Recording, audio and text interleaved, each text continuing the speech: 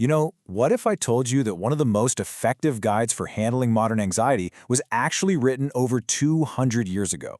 Today, we're going to dive into a really powerful text that feels like it was written just for our times. The Art of Divine Contentment by Thomas Watson, from way back in 1784. Right out of the gate, Watson hits us with this incredibly powerful definition of worry. He points out that the original Greek word for being anxious literally means to tear the heart apart. I mean, seriously, has there ever been a more perfect description of what that feeling is actually like? It just nails it. So that really becomes the big question for us, doesn't it? If worry is literally tearing our hearts to pieces, then how on earth do we mend them? Well, Watson offers a very specific, and I think for a lot of us, a pretty surprising path forward. And the first big idea is this. Contentment isn't something you're just born with. Nope, it's not a personality trait. It's not some gift that only a few lucky people get. Watson argues it's a secret, an art, a skill that has to be learned. Watson builds his entire case on this one quote from the Apostle Paul. And you gotta notice the key word here, learned. This isn't about just waking up one morning and feeling content. It was a process, a skill Paul actually had to go out and acquire.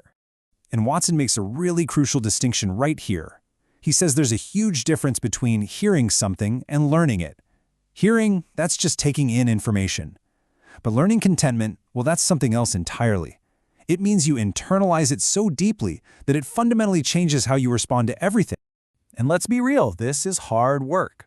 Watson is very clear that learning this art is so difficult precisely because it cuts against the grain of our very nature. Our default settings are usually worry and envy and pride, right? So if contentment is a learned art, what exactly is it? Well, Watson builds a very specific definition for what he calls divine contentment. And here's the core of it. It's a spiritual skill. It's all about bringing your heart into alignment with your reality, finding peace right where you are, not in some imaginary future where everything's perfect. He uses this brilliant metaphor to help us get it.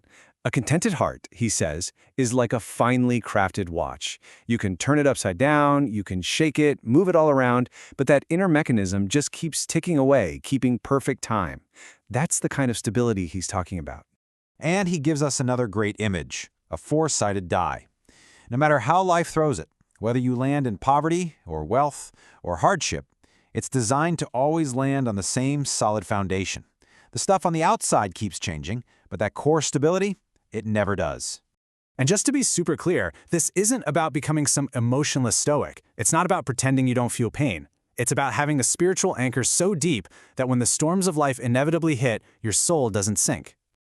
Okay, so this is where it gets really, really practical. Watson knew that we all have our reasons, and, very good reasons, for our discontent. So he just dives right into the most common and painful excuses we all make. He tackles three of the biggest sources of human suffering head-on: the grief from losing someone we love, the sheer anxiety of financial ruin, and the deep pain of betrayal. First, he starts with maybe the most profound loss of all. He voices that complaint that so many feel, that life is just unbearable after losing a child or a spouse or a parent. But Watson's response here is this radical reframing of perspective. He argues that instead of seeing it as a possession that's been stolen from you, we should see a loved one who has simply been called home, protected from future hardship, brought to a place of ultimate peace.